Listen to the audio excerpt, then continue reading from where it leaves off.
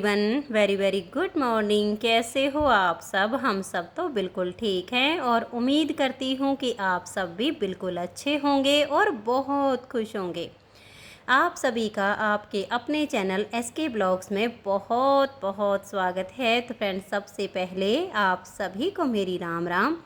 आप सभी के लिए परमपिता परमात्मा से प्रार्थना करती हूँ कि परमात्मा आप सभी को अच्छी सेहत बख्शे, आप सभी की सारी मनोकामनाएं पूरी हो जाएं और आप सभी के घरों में खुशियाँ ही खुशियाँ आएँ।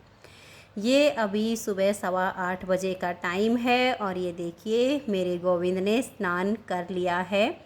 आज है दशहरा, तो आप सभी को मेरी और मेरे गोविंद की तरफ से दशहरे की बहुत बहुत शुभकामनाएं और प्यार भरी राधे राधे। और अभी गोविंद ने स्नान कर लिया है, इसको मैं अच्छे से तैयार कर देती हूँ। और कल की वीडियो में मैंने आप सबको गोविंद की ड्रेस दिखाई थी कि मैंने पानीपत से 4 ड्रेसें बनवाई हैं। बहुत सुंदर सुंदर डिजाइन की ड्रेसें बन के आई हैं। तो जो स्काई कलर की ये ड्रेस है, इसके साथ में मुकुट भी है। बाकी की ड्रेस के भी मुकुट बन के आएंगे, लेकिन इसके साथ में प्रॉपर मैचिंग मुकुट है। तो आज दशहरा है और मेरा गोविंद बिल्कुल नई ड्रेस पहनेगा और ये ड्रेस बिल्कुल एकदम से इसके नाप की है, क्योंकि मैं बाज़ार से इसकी कई ड्रेसें ला चुकी हूँ। वो कहीं से टाइट होती है, कहीं से लूज होती है, वो फिटिंग में ही नहीं आ पाती है। लेकिन ये ड्रेसें बिल्कुल परफेक्ट नाप में बनी हैं, अच्छे कपड़े से बनी हुई हैं। और गोविंद की इच्छा थी कि, क्योंकि मन में भाव आ गया था कि गोविंद आज स्काई कलर की ड्रेस पहनना चाहता है और इस पर ये वाला कलर बहुत सुंदर जचता है। एक ड्रेस मैं भी इस कलर की मार्केट से इनकी पहले लेकर आई थी। जिस दिन नामकरण संस्कार हुआ था उस दिन वो ड्रेस मैंने इनको पहनाई थी। बहुत सुंदर जचते हैं मेरे गोविंद इस कलर की ड्रेस में। और अब मैंने मोरपंखी कलर की भी ड्रेस उनको बोला है। एक डार्क ग्रीन गोविंद पर बहुत सुंदर जचता है। तो इस तरह के कलर मैंने डार्क से कुछ बोले हैं उनको कि कुछ ड्रेसें और बना देना, क्योंकि मुझे ये ड्रेस बहुत पसंद आई है। मुझे तो क्या, मेरे गोविंद को भी बहुत ज़्यादा पसंद आई है। गोविंद बहुत खुश हो रहा है ये ड्रेस पहन के। और ये देखिए बिल्कुल बढ़िया उसमें बन रही है ना, तो मतलब जो इसकी चारों तरफ की राउंड है ना, वो अच्छे से रहती है, बिल्कुल टिकी हुई। और पहले मैं यहाँ से है ना एक वो लाई थी इसके लिए तिलक जो हम लगाते हैं चंदन का। तो मैंने यहाँ की मार्केट से लिया था, सोनीपत से ही। तो वो तिलक मैंने कई दिन तक जैसे गोविंद को भी लगाया, खुद को भी लगाया। तो मैंने नोटिस किया कि मेरी भी जो स्किन है वो ख़राब हो रही है और गोविंद के माथे पर भी बहुत गहरा निशान पड़ गया है उस तिलक लगाने से। तो इसी वजह से मैंने गोविंद को भी तिलक लगाना बंद कर दिया है और अब मैं खुद भी नहीं लगाती हूँ। और मैं ये बिंदी के पत्ते लेकर आई हुई हूँ, नग वाली छोटी छोटी सी बिंदी हैं। मैं वो गोविंद को लगा देती हूँ, बहुत सुंदर लगती हैं। तो मैं इसको जो है इसकी ड्रेस की मैचिंग बिंदी लगा रही थी, तो वो बिंदी पहले ही डिफेक्ट हो गई है, यानी गोविंद को वो बिंदी पसंद नहीं थी। तो मैंने रेड कलर की बिंदी ली है, क्योंकि रेड कलर की बिंदी गोविंद पर बहुत सुंदर जचती है। तो रेड कलर की बिंदी बहुत अच्छे से लगवा ली है। और जो बिल्कुल ड्रेस की मैचिंग थी ना, वो जैसे ही मैं लगाने लगी उसका नग अलग हो गया और जो नीचे की बिंदी है वो अलग हो गई। जब इनको कोई चीज़ पसंद नहीं होती है ना, वो ऐसे ही हो जाती है, वो फिर यूज में ही नहीं आती है। और ये देखिए मेरा गोविंद जो है तैयार हो गया है।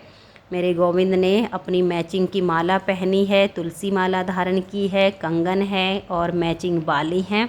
और ड्रेस तो मेरे गोविंद को बहुत ही सुंदर जच रही है। तो अब मैं अपने गोविंद का सिंहासन मंदिर में ही स्थापित कर देती हूँ, क्योंकि अभी पूजा अर्चना करनी है, फिर भोग लगाना है, तो ये सब मैं यहाँ मंदिर में इनको बिठा देती हूँ। तो ये देख लीजिए हमारे गोविंद सज धज के बैठ गए हैं। और अब मैं इनको आईना भी दिखा देती हूँ, क्योंकि बाल गोपाल को तैयार कराने के बाद उनको आईना दिखाना बहुत ज़रूरी होता है। उनसे पूछना होता है कि भगवान, आपकी दास ने आपका ऐसा श्रृंगार किया है, आपकी भगत ने आपको ऐसा सजाया है, पसंद आया आपको? बहुत सुंदर लग रहे हो, बहुत प्यारे लग रहे हो। और सच में मेरा गोविंद इतना सुंदर लग रहा है ना कि इससे सुंदर कोई भी नहीं है। तो मैं इनकी जो है नज़रें उतार लेती हूँ। कुछ बहनों के कमेंट्स होते हैं कि काला टीका लगा दिया करो, तो काला टीका मैं नहीं लगाती हूँ, बस बलाई ले लेती हूँ और फिर मेरे गोविंद को नज़र नहीं लगती है किसी की भी। और अब मैं पूजा कर लेती हूँ, बाकी का सारा काम हो चुका है। कुछ तैयारी मैं पहले से कर देती हूँ। जोत वगैरह जब मैं पूजा करने बैठती हूँ ना, तब साथ के साथ बनाती हूँ। और पहले से मैंने जोत वगैरह बना के नहीं रखी हुई है, रोज़ मैं डेली साथ के साथ ही बना के तैयार कर लेती हूँ। सब सामान मंदिर में ही तैयार रहता है इनका। तो अभी जोत आरती कर लेती हूँ, फिर दूध का भोग लगाऊंगी, क्योंकि पहला जो भोग लगता है गोविंद को दूध का ही लगता है, बाल भोग होता है। और अभी पूजा करके और फिर मैंने सारा काम पहले से ही तैयार किया हुआ है।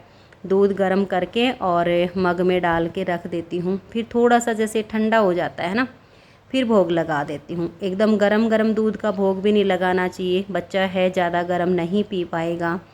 और अगर बिल्कुल जैसे ठंडे दूध का भोग लगाएं तो बाल रूप है वो भी सही नहीं होता है। तो जैसे हम अपने जो हमारे बच्चे होते हैं, जो कि इस संसार के हमारे जितने रिश्ते नाते होते हैं, जो एक माँ कहती है कि मैंने तो इसको जन्म दिया है, उस बच्चे की जितनी देख रेख करती है, उसी तरह से ये परम पिता परमात्मा बाल स्वरूप में हमारे यहाँ विराजमान हैं, इतनी ही देख रेख इनकी होती हैं। तो यहाँ पर पूजा अर्चना मैंने आरती की है, और आरती में मैं हर रोज़ सुबह यही गाती हूँ कि राधे कृष्ण राधे कृष्ण, राधे कृष्ण की ज्योत अलौकिक तीनों लोक में छाए रही है। भक्ति भी बस एक प्रेम पुजारन, फिर भी ये दीप जलाए रही है। मैं ये वाली आरती गाती हूँ सुबह सुबह, क्योंकि सबके अपने अपने भाव होते हैं, कोई किसी तरह की आरती करता है। शाम के टाइम पे मैं 3 आरती करती हूँ इनकी, ओम जय जगदीश हरे की, और बांके बिहारी की, और एक ही यही राधे कृष्ण की। तो ये सबकी भक्त की अपनी इच्छा होती है, कोई कुछ भी कर ले, परमात्मा तो सभी से खुश होते हैं। और ये तो बाल रूप में है, बाल रूप तो बहुत ही जल्दी प्रसन्न हो जाते हैं। तो पूजा अर्चना हो गई है। जो जल था वो मैंने तुलसी माँ को अर्पित कर दिया। जो इनका स्नान के बाद जल होता है वो भी मैं तुलसी माँ को अर्पित करती हूँ, क्योंकि 2 गमले में मैंने तुलसी लगाई हुई है। तो एक गमले में जैसे इनके स्नान का जो चरणामृत होता है वो अर्पित कर देती हूँ, और एक में जो पूजा का जल होता है वो। तो अब मैं गोविंद को यहाँ भोग लगा देती हूँ दूध का। तो मेरो बाल गोपाल, छोटी छोटी गैया छोटे छोटे ग्वाल, छोटा सा यो मेरो बाल गोपाल, रुचि रुचि दूध का भोग लगाओ मेरे गोविंद, रुचि रुचि दूध का भोग लगाओ मेरे गोविंद, रुचि रुचि दूध का भोग लगाओ मेरे गोविंद, रुचि रुचि दूध का भोग लगाओ मेरे गोविंद। और ये देखिए गोविंद का दूध का भोग लग चुका है, और अब मैं अपने प्यारे से गोविंद को आचमन करवा देती हूँ, क्योंकि भोग लगाने के बाद आचमन करवाना बहुत ज़रूरी होता है। भोग चाहे दूध का लगाएं, भोजन का लगाएं, या किसी भी चीज़ का भगवान को भोग लगाएं, तो भोग लगाने के बाद आचमन करवाना बहुत ज़रूरी होता है। तो आचमन का जो जल है वो मैं दूध में डाल रही हूँ, क्योंकि आचमन का जल भगवान के लिए जो हम जल रखते हैं लुटिया में, मैं तांबे की लुटिया में रखती हूँ, तो उसमें नहीं डालना चाहिए। ये भाव रखना चाहिए कि जब हम आचमन करते हैं तो हम अपने मुंह का जो जल है वो बाहर निकालते हैं, कभी उसको किसी भी खाने पीने की चीज़ में नहीं डालते हैं। तो ये परम पिता परमात्मा है, इनके आचमन का जो जल है, जो भी आपने भोग लगाया है उसमें डाल लेना चाहिए। दूध हो, दही हो, सब्जी हो, उसमें उसको डाल लेना चाहिए। तो ये देख लीजिए आज मेरे गोविंद कितने प्यारे लग रहे हैं, और इस ड्रेस में तो इतने सुंदर जचे हैं ना, और बहुत खुश हो रहे हैं। जब ये खुश होते हैं ना तो इनके चेहरे के भाव एकदम से चेंज हो जाते हैं। ये बातें हर कोई नहीं समझ सकता, जो गोविंद से प्रेम करता है, जो भक्ति में होता है, उनको ये बातें समझ में आती हैं।